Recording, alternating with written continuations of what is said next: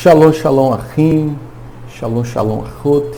Sejam todos muito bem-vindos.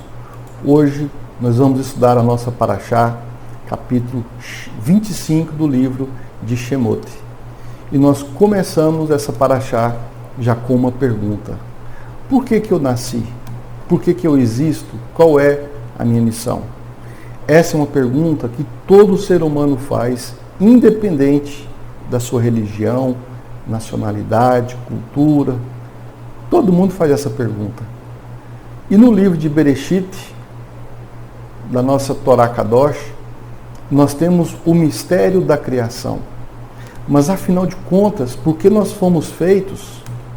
Será que a Torá pode nos responder essa pergunta?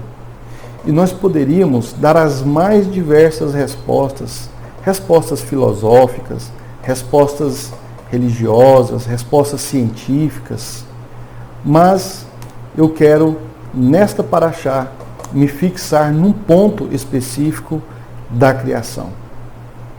Nós lembramos que no livro de Bereshit, Havá, a nossa mãe, a mãe de todos os seres, ela tinha uma tendência de se aproximar da árvore do conhecimento do bem e do mal. Ela tinha uma curiosidade, ela era desperto nela um tipo de desejo. Até que um dia, Havá, ela tem um encontro com a Nahash, a serpente. E a serpente fala algo que desperta ainda mais o interesse de Havá. Ela diz, Elohim é conhecedor do bem e do mal. Então Havá começa a pensar em relação à sua existência, em relação à sua missão, em por que ela foi feita. Adam e Havá, eles eram a imagem e semelhança de Elohim, mas eles não tinham a característica de Elohim de ser conhecedor do bem e do mal. E como um ser que é imagem e semelhança, lhe falta justamente essa característica. Então eles têm a oportunidade para se tornarem mais semelhantes ainda a Elohim, e uma semelhança que estava proibida para o casal. E para Havá, ser imagem e semelhança não era suficiente. Ela queria ter também alguns atributos elohímicos. Talvez isso melhorasse a sua imagem para melhor servir o seu Criador. Ou talvez isso refinasse seus traços de caráter. Ou teriam uma melhor consciência e assim eles poderiam garantir que Elohim os conhecesse ainda melhor e eles conhecessem Elohim de forma mais profunda ainda. Talvez, sabendo distinguir entre o bem e o mal, eles pudessem separar a bondade concedida à criatura e aproveitá-la de uma melhor forma. Independente da ideia, o fato é que Elohim criou todas as coisas para que fossem receptores da sua bondade. E após o pecado do fruto proibido, nós nos tornamos também recipientes do mal. E sem nenhuma dúvida, Elohim tem um singular amor pela sua criação. E esse amor, ele é expresso nos vários reinos da sua criação. Por isso nós lemos em nossa Parashá que façamos um lar, nós façamos um Mishkan, nós façamos uma morada para Elohim no mundo material, no mundo em que vivemos. E a Torá, ela está dizendo que devemos construir um lar para Elohim. É o que a nossa Parashá de hoje está tentando nos dizer. Construa um lar para a presença de Elohim. E nós sabemos claramente que a presença elohímica, ela preenche o mundo. Isso nós temos certeza absoluta. A presença elohímica, ela preenche o mundo inteiro, ela preenche tudo. Isso significa que Elohim já está no mundo inteiro. E por isso não somos capazes de trazer o Kadosh ao mundo, porque ele já está no mundo.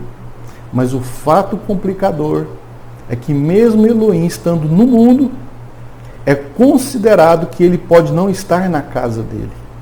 Por isso que ele nos convida a construir o Mishkan, o tabernáculo, lá no deserto. O conceito de estar em casa, ele é muito mais profundo, ele é muito mais sério, muito mais severo do que aquilo que nós pensamos. Estar em casa é quando a presença está no lugar adequado. Imagina você estando dentro da sua casa, dentro das suas regras, dentro da sua liberdade, e você faz tudo que você acha melhor dentro da sua casa. A mesma coisa não acontece quando você está na casa de outra pessoa, segundo as leis, as orientações, os desejos de outra pessoa. Estar em casa é quando a presença está no lugar adequado, lugar de honra, lugar exclusivo, dedicado e escolhido por ele, o Kadosh, segundo as suas próprias determinações, segundo aquilo que ele estabelece, onde seus desejos e leis, elas sejam cumpridas e não as leis de outros. Porque na casa de outra pessoa você não vive dentro dessa casa segundo as suas leis, mas segundo as leis do outro dono. E nós sabemos que nessa observação, o mundo natural, o mundo comum, o mundo profano, ele não é um lugar hospitaleiro para receber Elohim. Muito pelo contrário, o mundo natural, o mundo comum, ele tenta expulsar a presença de Elohim. E o egocentrismo do comum, o egoísmo do profano, a colocação do eu como centro do propósito da existência é um dos principais motivos do porquê que Elohim nem sempre ele está dentro da sua própria casa. O sentimento do anticoletivismo, a ditadura e a propagação do eu egoísta, como foco obrigatório de todos os instintos, ideias e objetivo de todas as realizações a meu próprio favor, ou seja, a minha própria ambição, dentro daquilo que eu considero que é uma morada, isso não serve para a habitação de Elohim. Simplificando, não são as nossas regras que devem criar uma casa para Elohim, são as regras que ele próprio cria. Por exemplo, no Gan Eden, Elohim criou aquela morada onde ele se fazia presente e ele criou as suas regras. Quando Havá e Adam eles comeram do fruto proibido, eles quebraram a regra desse ambiente. E eles foram lançados de volta à terra para ali eles começaram a cultuar as regras para que a presença de Elohim também pudesse habitar aquele mundo, para que eles pudessem aprender uma lição, uma nova lição. E o erro principal é o egocentrismo. A morada de Elohim, ela não pode ter o egocentrismo do ser humano. E sabe o que tem de errado no nosso egocentrismo? O nosso egocentrismo, ele confunde o verdadeiro do que está mais profundo. Ele não consegue captar a essência das coisas. O nosso egocentrismo, ele é superficialista, ele é imediatista, ele não tem nada de profundidade. Havá, a nossa mãe, ela não observou que somos limitados, nós não temos a capacidade de ir no mais profundo, embora a criação ela não é um limite sobre si própria, mas ela é uma faísca da existência do Criador. E mesmo sendo seres tão limitados, nós podemos tornar o nosso eu em um lar, mesmo com as nossas limitações, nós podemos ser um lar elohímico. Nós podemos ser um eu para a presença de Elohim, mas para isso nós devemos transformar a nossa natureza.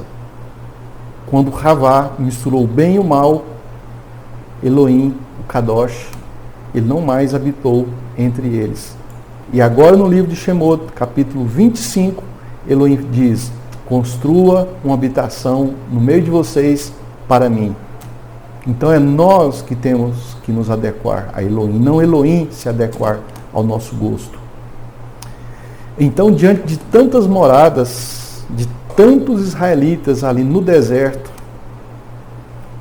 como se fosse um grande Gan Eden, Elohim diz: faça uma morada para que eu possa habitar entre vocês todos, de um por um. E nós podemos fazer isso de muitas maneiras em nossos dias. Depois de mais de 3.000 anos que o povo de Israel estava lá no deserto, até hoje nós podemos executar essa ordem, essa mitzvah de Elohim. Nós podemos fazer isso de muitas maneiras.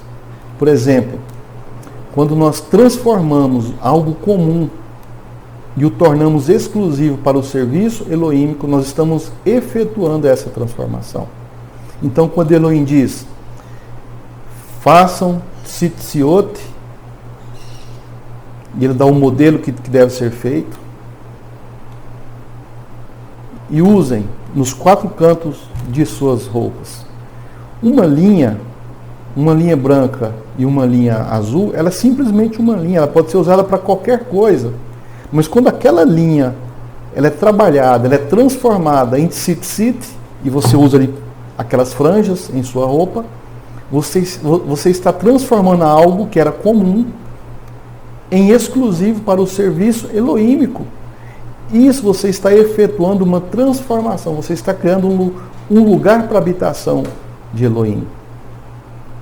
E quando nós pegamos um rolo de linhas e fazemos esse tzitzit, ou quando nós pegamos um dinheiro e o colocamos a serviço de Elohim, a caridade, a manutenção dos estudos da Torá, quando nós dedicamos um tempo ao estudo da Torá, nós estamos efetuando essa transformação onde Elohim habita.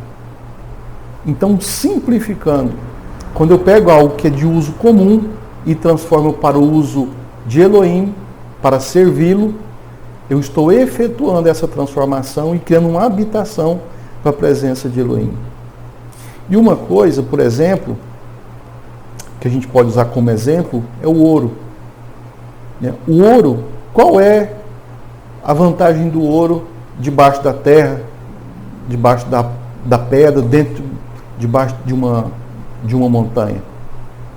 Qual é a utilidade do ouro ali? Nenhuma. Não faz diferença se ele está ali ou não. Outra coisa é se esse ouro ele é extraído e é feita uma joia desse ouro. E ela vai ser apreciada como um colar, uma pulseira, um brinco. E já começou a ter uma função. Mas nesse caso ainda, é uma função comum. É apenas para satisfazer o ego humano. Mas e o ouro que os israelitas, eles deram de presente, eles doaram para contribuir com a fabricação, com a construção da Arca da Aliança? Será que todo o ouro do universo e do mundo, ele não foi feito para esse propósito? E quando você usa ele de forma comum, você está profanando? Mas o ouro, quando ele é utilizado para fazer a Arca da Aliança, o Aron Kodesh, aí ele está sendo transformado, ele está sendo usado para a presença de Elohim. E essa é a grande diferença que nós temos que aprender. Estamos aqui dando apenas alguns exemplos. É como se o ouro ele dissesse: eu existo para servir ao meu Criador. O dinheiro na carteira de uma pessoa é uma reserva para qualquer fim, para qualquer coisa comum. Mas o dinheiro em estado de tzedakah, em estado de caridade, ele ensina que doar é o propósito do amor. A mente humana, por exemplo, quando ela busca conhecimentos gerais, ele busca simplesmente a própria vantagem. Mas a mente que estuda a Torá conhece Elohim, os propósitos de Elohim, os gostos de Elohim, as leis de Elohim. Você acaba se conhecendo. Quando você conhece Elohim, você acaba se conhecendo. Olha que coisa maravilhosa. E nós sabemos que profanar é o mesmo que tornar algo comum, limitado para ser usado com egoísmo. O que é profanar? É quando você torna algo comum, é quando você limita algo para ser usado com egoísmo. Enquanto o Kadosh, enquanto Elohim, ele é separado. E aquilo que é Kadosh é quando você separa algo para torná-lo infinito. Mas quando é separado para algo finito, limitado, para o próprio ego, é profanar. Em nossa paraxá, Elohim, ele convida o povo de Israel a doar para construir o Mishkan. E eles deveriam separar recursos materiais de suas posses para serem preenchidos com a presença de Elohim. Esse é o efeito. Então, quando eu separo algo material para ser usado em prol dos serviços elohímicos, aquilo está sendo preenchido com a presença de Elohim. Israel, ele foi instruído a construir uma casa material, feita por mãos humanas, para que nossa natureza compreendesse o projeto vivo. A casa feita pelas mãos de Elohim. Então, sempre que usamos nossos recursos materiais, nossos recursos financeiros, nossas posses, nosso tempo, nossa energia, nossa dedicação, que sejam objetos, alimentos, dinheiro, habilidade, para o serviço elohímico, na verdade, nós estamos fazendo uma casa para a habitação de Elohim. Nossas parashot, no livro de Shemot, gosto muito de estudar o livro de Shemot, eu gosto de toda a Torá. Mas cada vez que eu estudo, eu gosto mais ainda.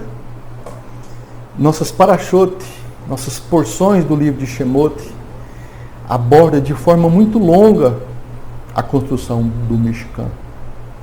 Quando a Torá começa a falar da construção do Mishkan, a história fica prolongada, demorada, detalhada. Mas por que Elohim ele insiste tanto que a nossa atenção ela seja focada nessa história, na construção do Mishkan? Em primeiro lugar, aqui tem um grande milagre. Israel estava construindo o Mishkan no deserto.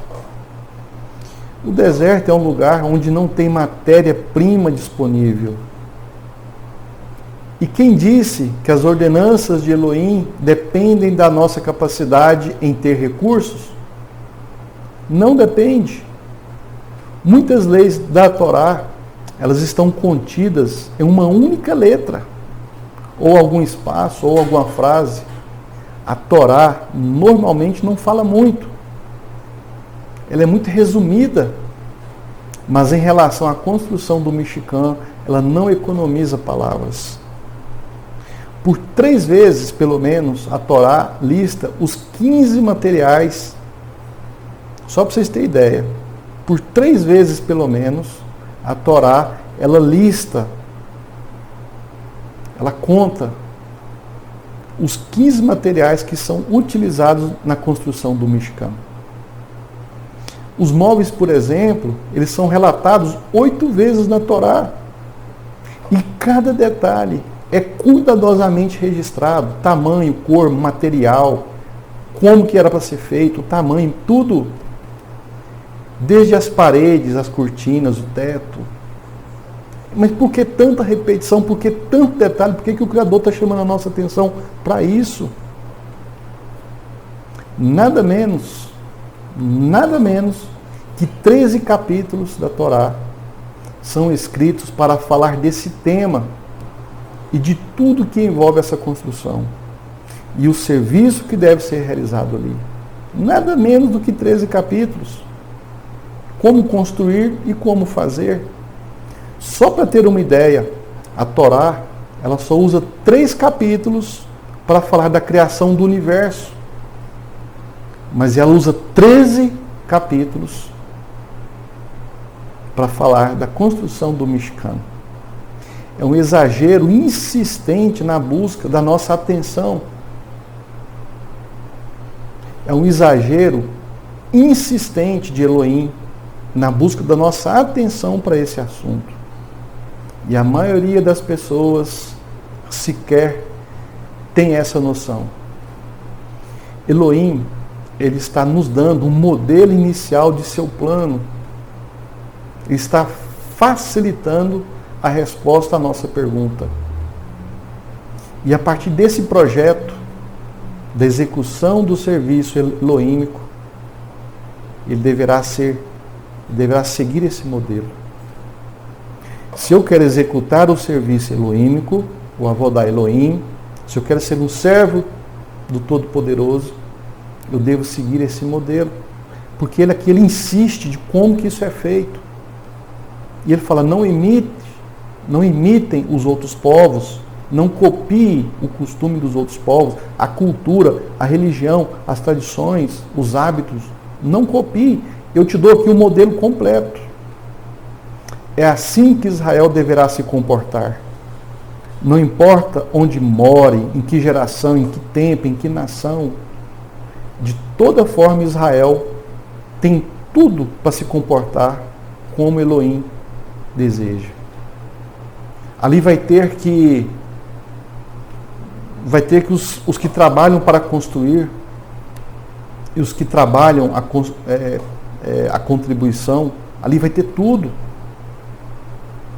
Quem vai contribuir, que faça de tal maneira. Quem vai executar, que faça de tal maneira. Tudo detalhado. E ambos devem seguir o projeto elohímico. É através dessa ação, é através desse modelo, dessa forma de se comportar, de entender, de conhecer. É através dessa ação que nos tornamos também moradores da presença elohímica, trabalhadores de Elohim. Elohim deseja receptores de sua luz, de sua bondade. Por isso, Ele nos criou. Foi por isso que Ele nos criou, para que nós sejamos receptores da sua luz, da sua bondade, do seu amor, da sua existência. Por isso também existe a morte, existe a dor, as trevas, para que nós, os receptores, pudéssemos testemunhar Elohim destruindo a morte, destruindo a dor, destruindo as trevas, o sofrimento, as doenças. Baruch Hashem. Então essa é a nossa paraxá de hoje. Shalom, shalom.